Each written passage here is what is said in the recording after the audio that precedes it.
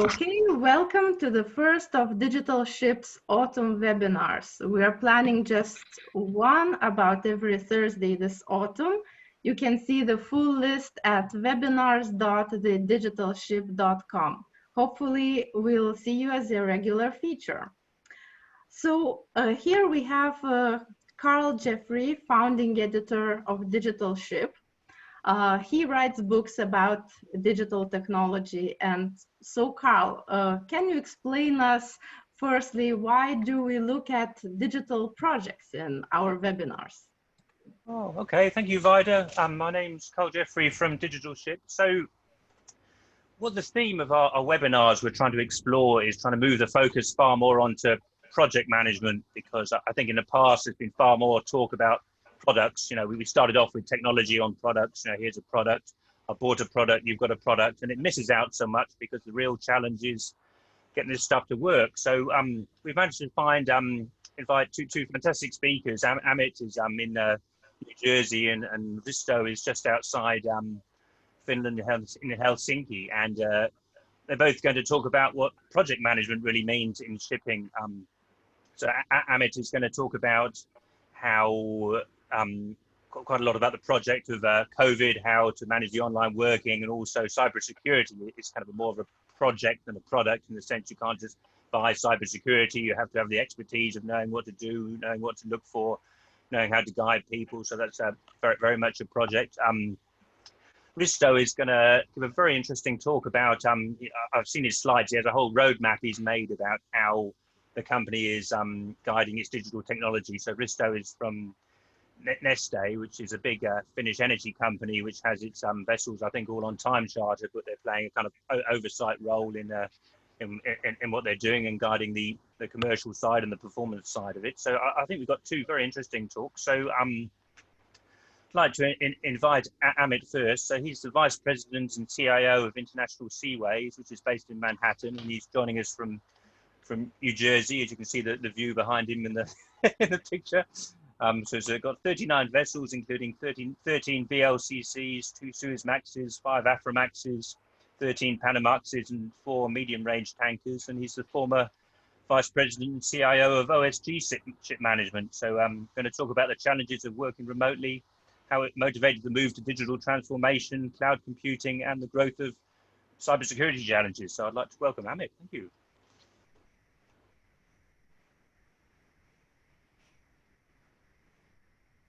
You on mute, I think. No, thank you, Carl. Thanks for the introduction. Just wanted to share my screen and start. So, hello everybody. As Carl introduced me, I work for International Seaways. I'm their head of IT and IT security. I'm now working over 25 years in maritime IT, and all these years I have pioneered several new technology implementations and digitalization efforts in the maritime domain, both in the shoreside offices and on the vessels. So today in this webinar, I'm going to share my experiences on how did we manage this crisis of COVID-19 and everybody working from home, managing the business continuity, is it using our cloud computer efforts, digitalization efforts, and then also let's see how the time goes. I will also touch upon how did we secure it. So quickly, if I spend a minute on the workplace challenges that we faced with COVID-19. This unprecedented global outbreak has fundamentally changed the way all of us used to work. All of a sudden, in early this year, working from home became the only work mode for the entire world. But for every company, that was not an easy migration. Some industries may be familiar with their employees working from outside the office. But a lot of companies, and especially the companies in the shipping domain, we were definitely not very familiar with that concept. Our onshore employees always take pride in working together under one roof collaboratively. So it was really a shock when overnight we had to decide to close our offices.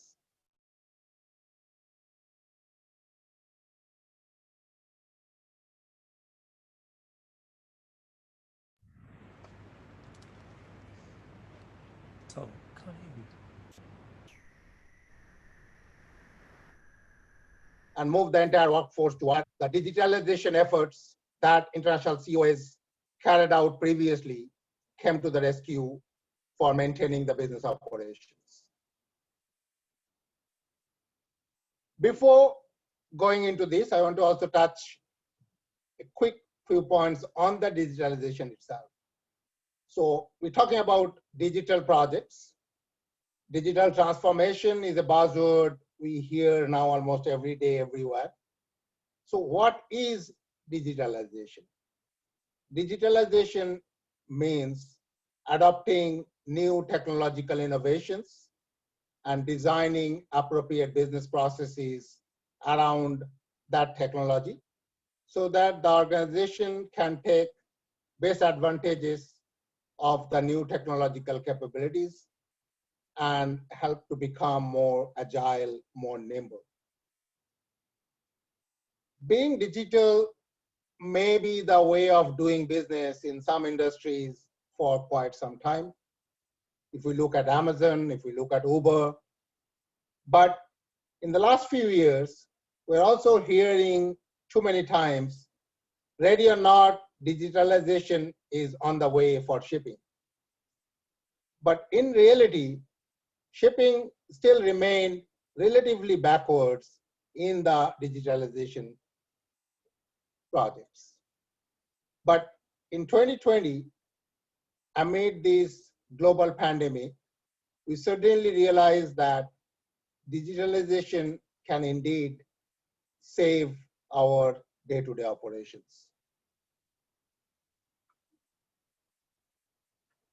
Some companies like us, we may have benefited from our prior investment in digitalization, but other companies in the last few months, they have tried years-long digital transformation roadmaps into days and weeks in order to adapt to this new normal created by COVID-19.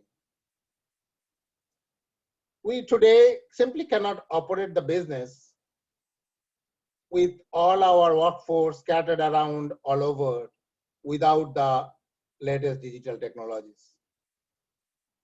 So today, we could not have had this webinar and discussed without this Zoom.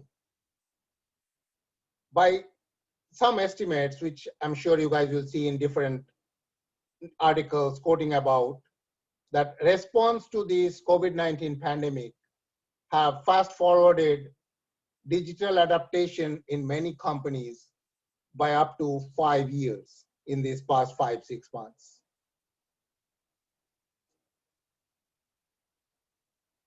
And among the various digital technologies, one technology that is really standing out, that is the cloud computing. Cloud computing, just to clarify for everybody, cloud computing can be called the digitalization of the IT infrastructure. Traditionally, cloud migration decisions were based on the benefits like cost savings, flexibility, scalability. However, in 2020, cloud computing became the savior amid the COVID-19 disaster by providing business continuity. We at International CISO, we have adopted our cloud-first IT strategy from way back in 2016. What does that mean? That means instead of buying, installing, and maintaining our IT infrastructure, technology platforms, and software, we subscribe those from different service providers. We have our servers and databases in secured virtual data centers offered by cloud providers, what are called infrastructure as a service and platform as a service. And this allows our users to access the data and documents securely from anywhere on the internet. We use cloud-based software as a service solutions for email, for our ERP systems, document sharing, collaboration, and even voyage management. They all are accessible again from over the internet from anywhere. And now even virtual desktop computers from the cloud have started knocking on our doors. And this cloud-first IT strategy allowed international COAs to achieve 100% operational efficiency from day one of this COVID-19 crisis. Even after deciding to send our entire workforce to work from home on a Sunday in mid-March, we still managed to maintain all our schedules for year-end closing, quarter closing. We all are become now a Microsoft Teams expert. We are doing our meetings using Microsoft Teams on audio and video, both internally and externally. We're hosting our board of directors meetings over Microsoft Teams to discuss strategy and other important business matters. Surely we still miss working under one roof, collaborating and socializing with our colleagues. But in this difficult situation, the digital technologies allowed us to maintain our regular operations for the last 5 months.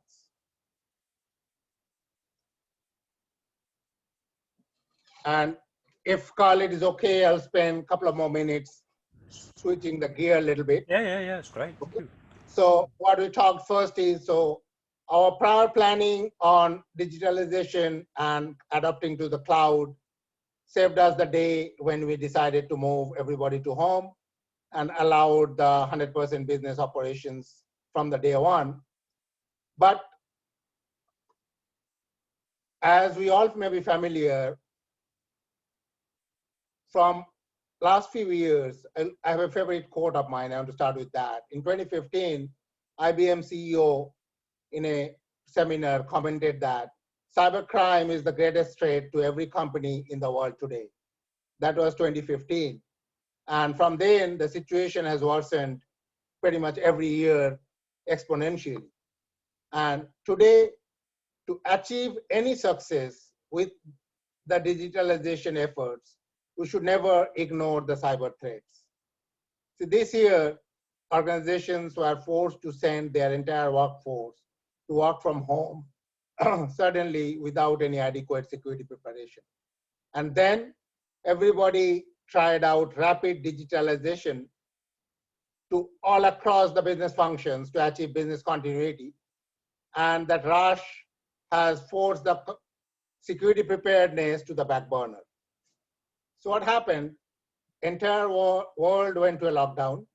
Every company is busy trying to deal with COVID-19 situation. Companies are scrambling to settle down with entire staff working from home with new digital technologies. But unfortunately, the cyber criminals were not on lockdown. They saw this an ideal opportunity for them. The professional cyber criminals saw the security meltdown due to this global pandemic as an opportunity to further their agendas. The recreational hackers suddenly found they have more time on their home, sitting at home. And even the remote working opened up new insider threats now that the people are working from their homes. So using a few common security risks that became more commonly available to these cyber hackers, the numbers that various publications surveyed during these 5-6 months, we have put that in the slide. I don't want to read through it. But you see, they are mind-boggling numbers. Okay. They have, some of them has gone 30-40%. Some attempts has gone to the tune of 400 to 600% in this last 5 to 6 months. So looks like as we are scrambling to implement new digital technologies at our home to achieve business continuity, we have also created a heaven for the cyber criminals. So that brings up a very important question. How do we keep our employees and organizations' information assets safe while we are diving rapidly into the digital transformation.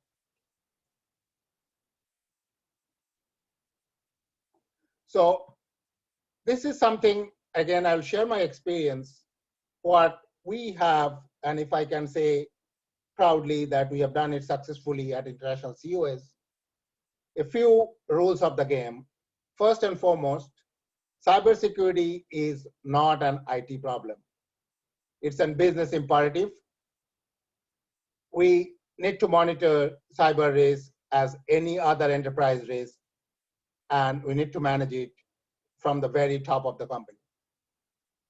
Secondly, the cybersecurity should be embedded into the digital transformation projects. Cybersecurity objectives should be aligned with the digital transformation business goals, and every digital project must focus on cybersecurity from the initiation phase of the project. Security should never be an afterthought. All employees should be trained regularly on cybersecurity awareness and the current threats. Employees are the first line of defense. They can identify an attack and report that early. That can save the company financially, operationally, and the reputation of the company. And finally, I think the most important of all, in every digital project, cyber resiliency should be a key deliverable. How quickly can the system recover from a cyber attack and operate normally? And with that, I will finish with my favorite today's maybe an equation. I think the success of cloud computing in achieving the business continuity amid this COVID-19 pandemic would have made Einstein to formulate a new equation that efficiency is equals to migrating to the cloud. And luckily, we realized that at International CISO a few years back, and that has really helped us to achieve business continuity in this difficulty. Yep. And that's what my talk, Carl, and we'll hear from Risto, and then later any questions I'd be happy to answer. Oh, thank you very much. You're obviously a big cloud fan. I guess we might be keeping Risto from his dinner time, so I guess we'll probably go straight on. But I'd like to invite everyone. There's a question and answer panel on the Zoom thing if you'd like to ask questions, and we'll put some to the speakers afterwards if we can. But so I'd like to welcome Risto from Neste, based in Finland, and going to talk about some very interesting ideas about how handle project management from the digital perspective at Neste. So I'd like to welcome Risto. Thank you. Thank you very much, Carl. I'll just start to share here. Okay, so what I wanted to talk about today is the topic of the whole webinar was how to make maritime digital project work, and I have to admit very early stage that I don't have any silver bullets for you guys. So I can tell you what we have been doing regarding this topic and some learnings, but I'm not going to say that this exactly same methodology would work for you. But maybe you hear something that is useful also in your digital projects. And there is a specific digitalization project that I'm talking about, which is Neste's vessel logistic optimization stream. We call it a stream here. I'll explain a little bit later what that means. But before moving on, the obligatory explanation about our company. So we're an energy company, about 5,500 employees, selected as third most sustainable company in the world, and about 1.9 billion euros EBIT last year. And what is worth highlighting here that about 70% of that is nowadays coming from renewable products, meaning renewable fuels made out of, for example, used cooking oil and vegetable residues. So not anymore a traditional oil company under a heavy transformation. And the shipping arm of Neste used to be independent company. Nowadays it's not anymore. We are not the shipping company in a sense that we would have our own vessels. We nevertheless run a fleet of about 20 time chartered long-term time chartered vessels, about 1,000 spot voyages per year. We have a growing terminal network all around the world for major refineries, 2 in Finland, 1 in Rotterdam, 1 in Singapore, about 150 professionals running this shipping side of Neste. We don't see your slides yet. Did you want to share them? Oh, really? I have it on present mode. Oh, okay. Sorry about this. I was so eager to start talking that.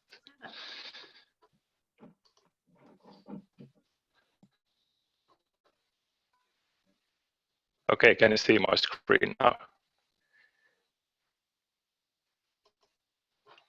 Yes, I can see Oh, myself. great. Okay. So yeah, we got this kind of assignment about 1.5 years ago. There was a request from our management that we should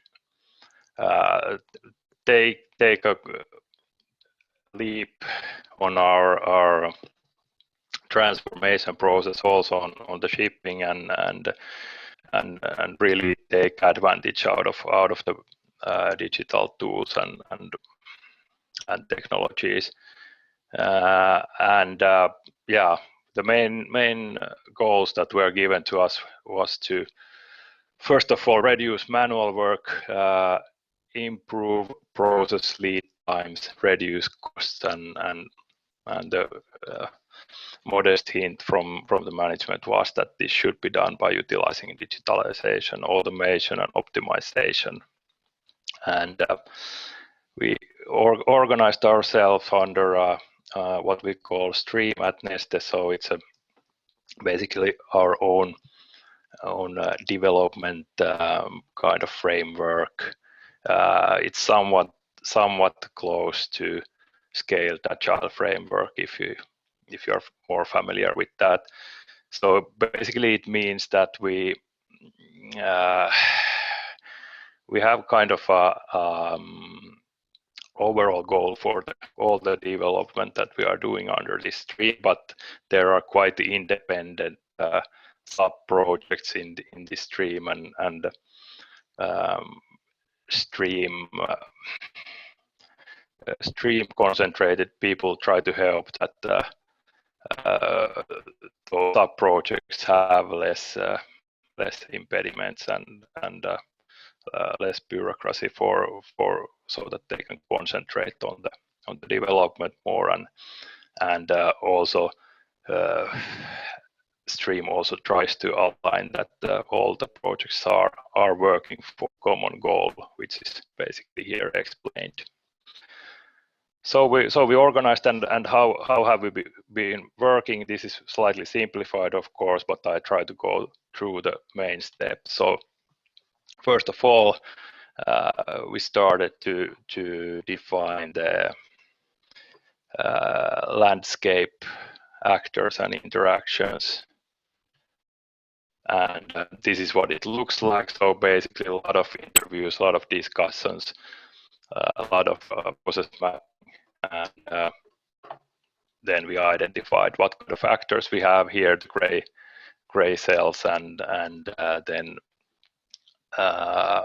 where we have tools, what kind of needs there are for these actors here to communicate with the whole organization, and what they should produce, what kind of inputs they need for doing that. Then also the system landscape was defined here, And then we went to the next step. We tried to identify some tangible areas where we could start working on key bottlenecks. Okay, one of my slides is not working, but basically we selected from certain focus areas for the first developments. And once more we tried to create focus. We are planning to continue this work for some years, so we try to select for each year have a focus point, and for example, for this autumn we are concentrating on the cooperation between our logistic planning, ship operations, and port operation, which we have basically identified that improving this triangle here, we should get the biggest benefit, so that we share effectively the information between these stakeholders and can utilize the updated information that is happening on each of these corners as efficiently as possible for planning and execution on these other corners of the triangles. Okay, until this point, it's very much up in the air that what we are actually going to do, but then we start to basically what in practice we start to do and create a rough roadmap that what kind of items we want to work on for the following half year. So rough ideas that what shall we work on, which paths we are working on, and how long roughly it will take.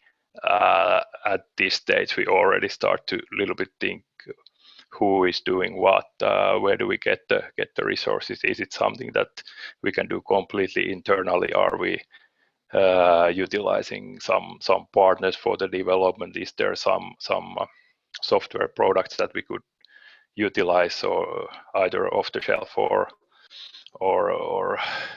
with customization? So this kind of planning work we did, and then basically next step would be to define the metrics, which is, on my opinion, one of the most hideous and rewarding steps here. These are not the actual steps that we are using for our project, but a lot of discussions around, okay, what is really the effect that we want to achieve on each of these boxes here, and how can we measure it, and are we selecting the correct metrics, so that we do not fall in the pit, in that sense that we get what we will measure, but the overall result is bad. So it's actually quite laborious work, and you very seldom are completely happy with the metrics you select, but still we try to get for each stream we try to have a reasonable metrics that we use in order to measure so that we really get the effect that we wanted with these. Not that we are just developing bigger for the sake of digital transformation, but it should have some effect for our overall performance. And after these steps, we basically execute and evaluate, and we are somewhat lean in our operations. So it might happen that we change this plan on the run quite often. Let's say that, for example, now we started the autumn part here, and we are already planning to couple of these paths rewrite for the rest of the autumn. I think that's the kind of benefit of agile methodologies, that okay, if you find out that something is not working, or you should do more something else, then you simply do it. You're not tied to any heavy project plans you should follow up for the next 3 years. And yeah, quickly, what learnings we have gained here. I tried to highlight some points I feel I have learned, okay, win the right battles, or we could also say that, okay, you need to focus very carefully. But it's true, we can't change everything overnight. Implementing a new technological solution, it's not only buying a software or new tool or new fancy tool even. It's always somewhat tied to the processes of the company, and changing the process is also the vital part of the whole rehearsal, that we have to identify that what do we need to do, and what we could do with these digital tools to support that as much as possible. I have been very happy about our stream model. It has been really good and flexible, and still giving a kind of a backbone for the whole development. So it's not every single project working for different area with different goals. I think we have succeeded to align it quite nicely. So something similar, if you have a bigger project, I could recommend. Experiment. This is the learning what I would like to do more in the future. So quite often when we start to talk about some development, we have certain assumptions that, okay, if we would do this, it would have this and that effect, and unfortunately quite often we start a big project to implement that based on that assumption, and maybe it doesn't work like that exactly, but it might have some other effects. So that's why I would like to do kind of a quick experiments, so that find a way to very easily validate the assumptions you are using for your decisions, what to do. So for example, do something quick and dirty. If you try to, for example, find out if you can get your vessels sail slower, if you send them a message and highlight that when the jetty is free, we tried that, and it seems to work quite nicely, even without that we give an exact order that, okay, slow down, do only 8 knots. Just tell them, okay, this time your jetty is free, and they seem to slow down. Now we most probably start to implement that throughout the whole operations. And okay, what's shipping specific here? We are talking about digital shipping. I guess not so much is actually very, very shipping specific for this kind of approach. What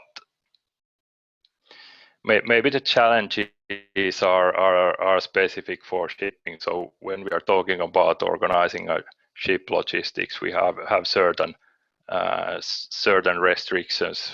For example, how we communicate with the ships, and ships have their own limitations on the communication, their own regulations that are quite far from what we would have only on a shoreside business.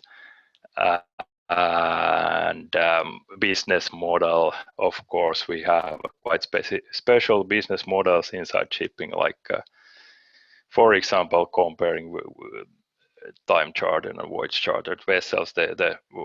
If we want to control the whole logistics chain, we have to have solutions for both sides, but it's completely different for the time chartered vessels. We are paying for the fuel, so we have quite a lot more control on those and interest on those.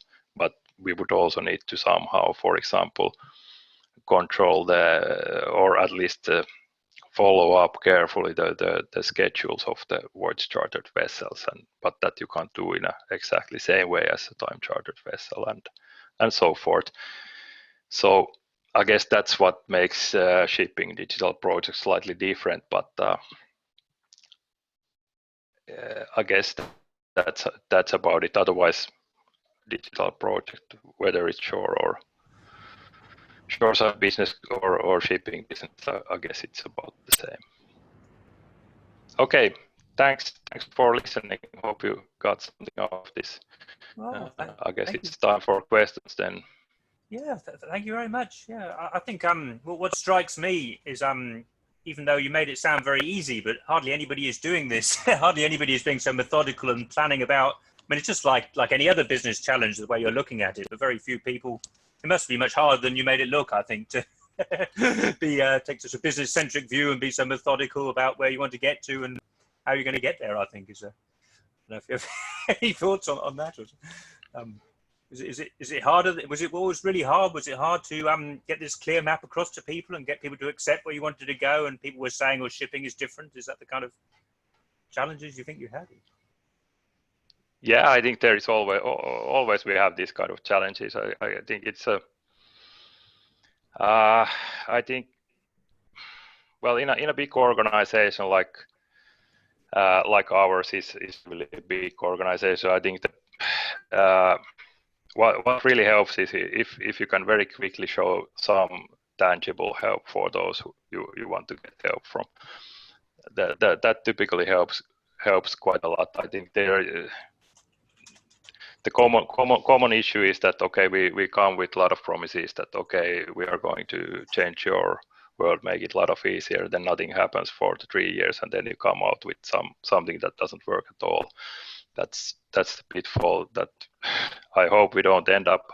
But yeah, it helps if people see that if they involve themselves, they also get some help for their daily tasks.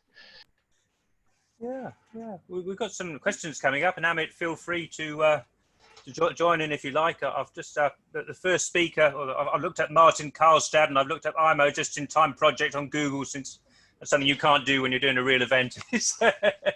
Look at what people are asking. I don't know, Vida, would you like to pick some questions to read out? Yeah, well, the first question was for Amit, I guess, about the cyber attacks. So let's start from this one. So Amit, how do you avoid cyber attacks, and what measures do you take to minimize these? For example, that seafarers don't bring USBs where it's not allowed. I think it's not a piecemeal effort. It is, as I mentioned, cyber risk management and cyber risk security. Cyber security should be an organization-wise enterprise risk management effort. So it starts with a company's security policy that, like any other policy a company is maintained, we should have a information security policy, and then employees should be trained on that policy, as well as employers should be regularly trained on the different risks and threats that is prevalent today, so they can be prepared both for securing the company assets as well as their personal assets. Then we have a service provider, security service providers, and our internal staff who keep a regular monitoring the threats and how we are securing our assets based on that. So that's the prevention bit. Keep changing the tools, make sure that our tools are appropriate for the current threats. But at the end, I would again stress the most important thing is the response and the resiliency bit. So having an incident response plan ready, like in our shipping, we have an incident response for our ship-related accidents and incidents. Same way for cyber incidents, we should have a detailed incident response plan ready. We need to do tabletop drills using that response plan involving all the stakeholders. So when there is an attack, if we cannot prevent it, at least you should be able to respond quickly, recover quickly. Well, on this crew and the USB stick, we often hear this come up. I mean, one answer you could say is that there's lots of things that crew can do if they're maliciously inclined, and you have to trust they're not. I don't know if you, what your perspective yes, is. Yes, we can, but nowadays there are a lot of technology to prevent that call. We can make what we do in our office computers. You cannot bring an USB stick and just copy things. It has to be one of our encrypted USB stick. Otherwise, the computer will not accept it. So there are technologies now available to control that and to restrict that. But it always, there has to be a balance between business operations versus the security. Security should not be overbearing, that should be stopping the business from operating, but keeping a balance between the two. That is yeah, trying to pick another question, Vida? Yeah, so I think one question should go for Risto. So there is maybe quickly, can you comment on the timeline that you showed? Is it efficient or optimistic? So which one? Well, it varies quite a lot. So it, it's in general it's a bit optimistic, but yeah, it has been somewhat useful. Of course, there is always what we call tails that main part of the project has maybe ended, but there is some small fixes and upkeep, and we might also come back to certain items during the next half a year or something. Mm-hmm. And then Colin Robinson is asking, how much involvement do you have between the business and technology team when developing such a solution? Are there specific teams dedicated for the program?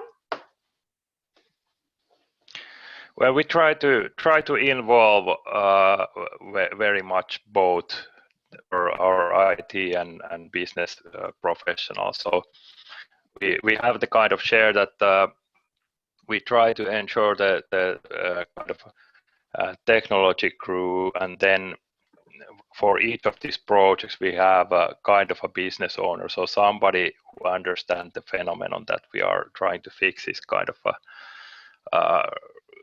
in a way in charge of getting the business issue fixed, even he or she is not maybe the professional on software development. So yes, we have had already more than 100 people involved in these projects all around the organization. In that sense, we have been very happy. Mm-hmm. Thank you.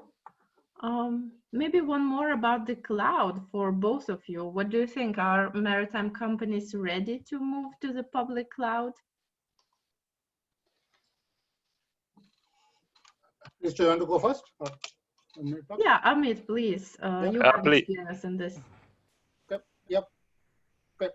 Cloud is in today's IT infrastructure, cloud for shipping companies, especially for a industry like ours, which is an extremely cyclical industry.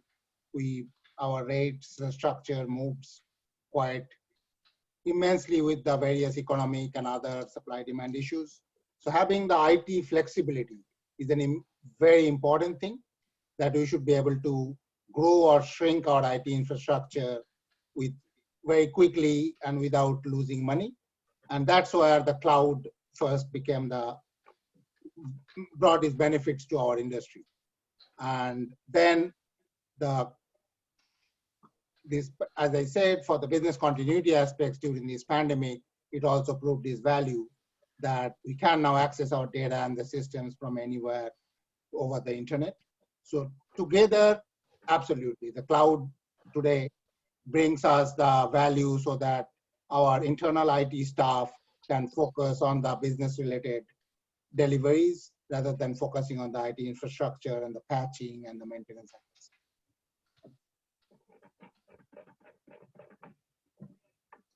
Mm-hmm. Thank you. Yeah, there was a question about IMO. Yeah, I tried to type in the answer. I don't know if you can see that, but yeah, the recently published just-in-time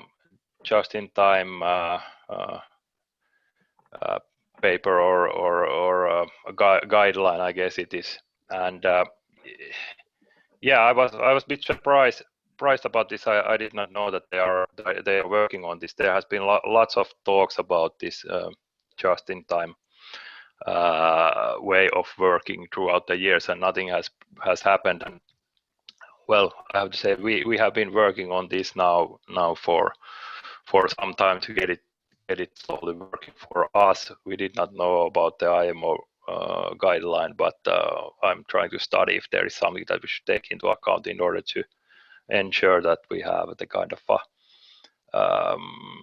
compatibility for the other shipping actors as well.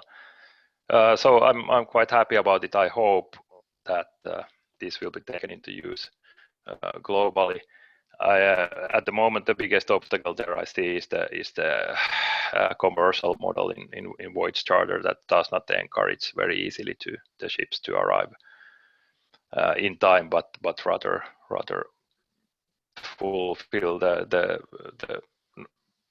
time requirement for handing out the notice of readiness. That's the biggest obstacle at the moment for voyage charter vessels and big issue for this.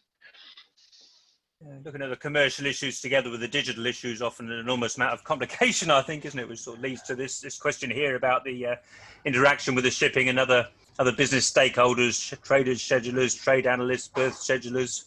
How do you manage the interaction and touch points with them? That's maybe more for Risto. I don't know if Amit has got any perspectives on that as well. Yeah, lots of interviews one-on-one, and then workshops. We had a specialist facilitators for these kind of discussions. We used such, and so it was a lot of work, and happy that people have been helping us on this, and we try to kind of keep that working, that good spirit on, in a way that we every week we have a certain time slot where we present what we have been doing during the last weeks, and invite people all around the organization there, and it has kind of created a small community inside the company that is a nice spread from different functions. Actually, a note for the audience, Risto will be talking in our next webinar on September 17th about the same project, vessel logistics optimization, but a bit more from performance side and what he's doing exactly with the data. Is that correct, Risto? Yeah, that's the plan. So if you have any interest on the details, how we really try to improve the vessel and fleet performance, then I hope you can join the next session in a couple of weeks' time. I guess it will happen. So we have the last two questions. I think we can dedicate a few minutes just to go through them before we close the session then. There is a question from Eduardo Sanchez about remote work and how you both handle a BLS release. To be honest, I don't know what is that. So maybe, maybe you could. You know what BL? I tried Google. It wouldn't tell me. I don't know if it's bill of ladings or. No. I guess that's bill of lading, and at least we can answer from my side. It's we have had a project around this. It's part of our stream, and it's not 100% coverage yet, but growing number of vessels we already can work completely digitally also regarding the bill of lading, and so looks promising on that side. Yeah, electronic bill of ladings. I've read a lot of articles about these over the years. It's still on paper, isn't it? And moving very slowly, but it's not a big part of the whole digital infrastructure, is it? I mean, not for containers. It's far more important than for bulk shipping, I would have thought.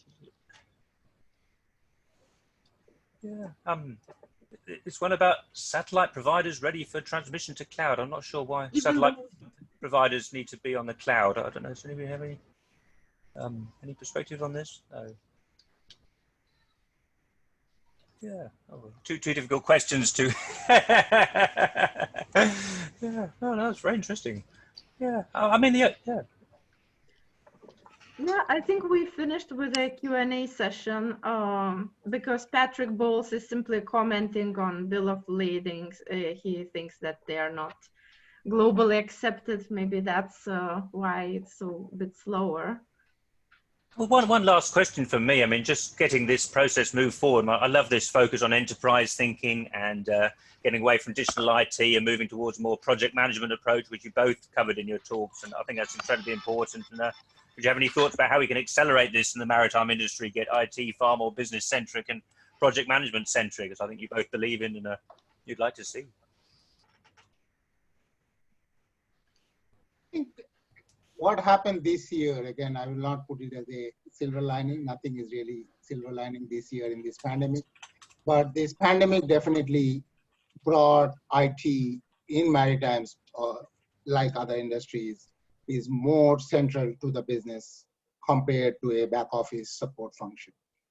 Because all of a sudden on a weekend, sending all your entire staff to work from home, and then you expect all of them to be productive from day one so that your ships can operate and all your customers are happy. That definitely, every company realized the contribution that IT made to make that happen. And so that definitely helped. But at the same time, being the business centric is the key word that we use. That IT is for making business work. IT is not for just implementing fancy technology in a company. We only look at the technologies that brings value to our company, and then being accountable and responsible for delivering that to the business and bringing value to the business. I think that is the piece which is more important rather than being just a technology expert. I think you need to be a maritime technology expert than being a technology expert. Yeah, I would very much like the second what Amit is saying, that okay, like our Neste shipping arm is something that supports the big business with the energy that our company is doing. The same way with the digital tools. It's something that should support what's the core business of the company, and be the servant for that, not the other way around. I really like the word that Amit used, the accountability, that okay, whatever we do, it should have a positive effect for the company, and hopefully also somehow measurable effect, so that we can kind of justify on what we are doing. Absolutely. Yeah, well, that's brilliant. Well, thank you very much. We can finish there, I think. And, Thank you very much. Let you get back to your families and your business. And Vida, do you want to make some closing words? Yeah, so I would like to invite everybody to visit our website, webinars.thedigitalship.com, and see what we have planned for this autumn. There is more great content and great speakers with their stories coming. And also, please leave us your feedback before signing out from the webinar.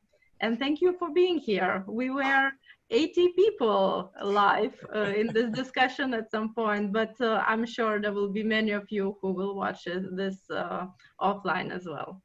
Oh, thank you for joining and sharing your stories.